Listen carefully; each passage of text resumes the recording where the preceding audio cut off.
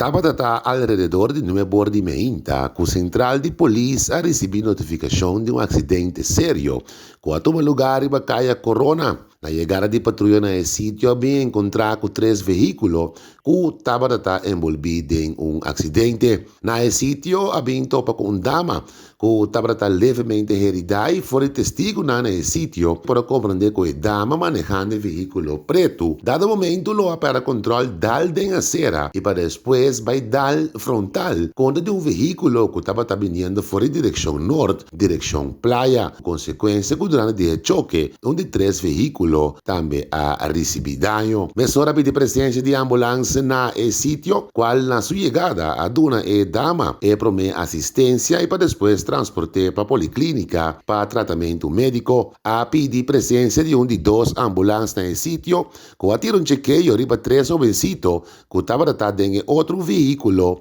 de marca Kia, color blau. Depois de dar chequeio, não pode ir na casa. O personal de CRS a apresentar no sítio e junto com a polícia a queda atender e a investigação para de forma que essa Kiko estava a causa de acidente aqui exatamente. Fora de pessoa na sítio para compreender, a dama aqui provavelmente estava atendendo com seu telefone, promete que choque. Lá nos um pouco a pouco de tráfico. A mim é Giancarlo Maduro, para Deutsche Caribbean TV, e canal para Caribe Holandês.